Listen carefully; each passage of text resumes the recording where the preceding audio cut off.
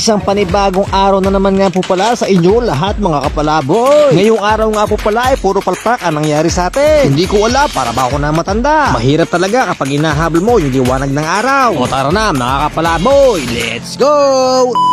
Kumuha na nga pala ako dito ng mga kahoy at ginagaya ko na nga pala yung aking mga gagamitin. Araw nga po pala ngayon ng linggo, kaya dito muna tayo sa bahay. Siguro sa mga susunod na linggo ay lalabas na rin tayo. Tiningnan ko nga pala muna yung puno, baka may higad. Dahil takot nga pala tayo doon. Nilabas ko na nga pala yung aking mahiwagang lamesa. Lahat nga pala ng lakad ko ay lagi ko tong kasama. Yun nga, napahiya pa ng konti. Ito, nakalatag na yung aking lamesa para makapagsimula na rin tayo ng ating lulutuin ngayong araw. Dala ko nga pala yung aking nabubulok na ihawan. Ay hindi, joke lang, kulang lang yan sa linis.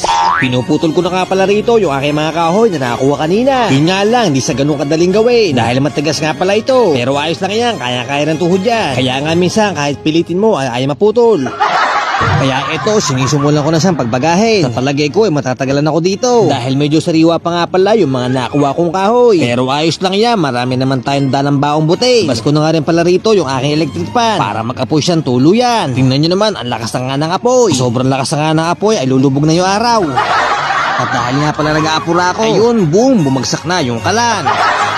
Palagay ko ngayong araw ay puro palpak na naman ang mangyayari. Kaya ayun, inayos ko na lang. At saka ako siya pinag-apoy ng sobrang lakas. Sa sobrang lakas nga pala para masusunog na yung aking lamesa. Kaya kumuha na ako dito ng bumbero. Tabo pala na may tubig. Habang inayos ko nga pala bumagsak na naman. Ay nako, palpak na naman. Kaya wala tayong magagawa kundi ayusin para magawa na natin yung ating lulutuin. Ito nga pala yung itlog na pula yung binili ko kanina. 15 piraso nga pala ito. Ayun, bumagsak pa nga yung isa. Sa sobrang lakas na pala ng usok ay hindi ko na makita yung camera. Kaya ayo, pinapatay ko muna yung usok. Pero lalo pa nga pala siyang lumalakas. Konti na lang ay mapupuno na yung aking pasensya. Ito nga pala, ilalagay ko na yung itlog. Kaso nga lang ay ayaw niyang tumayo. Kaya hayaan nyo na lang na nakahiga. Kaso nga lang ay biglang lumakas yung apoy. Hala, mukhang masusunog na naman ang aking itlog. Kaya ayun, kinuha ko muna. Inipan ko, ayun, patay. Kaso nga lang, bigla na naman siya nag-apoy. Kaya wala akong magagawa kundi kumuha na naman ng tubig. Bisit kang kahoy ka, masyado ka mapoy. At higit sa lahat, masyado ko rin mausok. Kaya talagang pinatay ko na yung apoy. O eto na, take 2. Lalagay ko na uli yung itlog. Kaya lang, hayaan nyo na lang na nakahiga. Kasi pagka tinayo ko, baka mag-apoy na naman.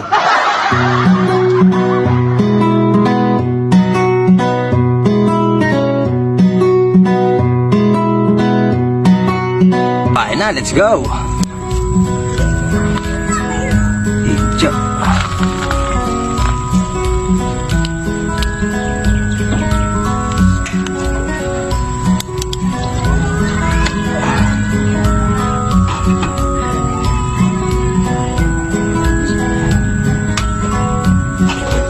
Galing sa tibcho. Lug na pula. Egg red.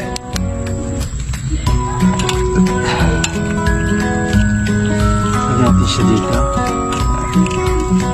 Lagyan natin siya. Huwag ka pupunta rin eh. Huwag ka pupunta rin eh.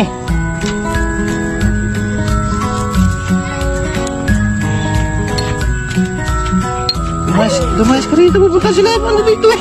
Ha? Lumayas ka kasi din eh.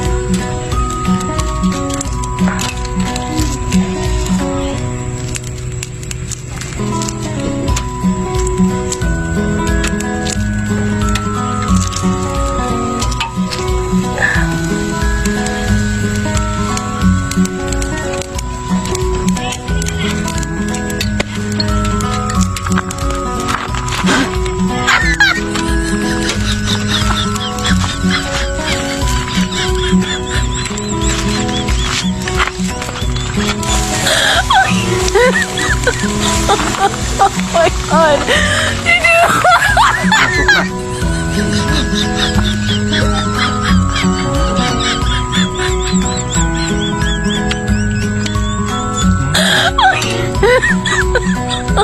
Oh my God.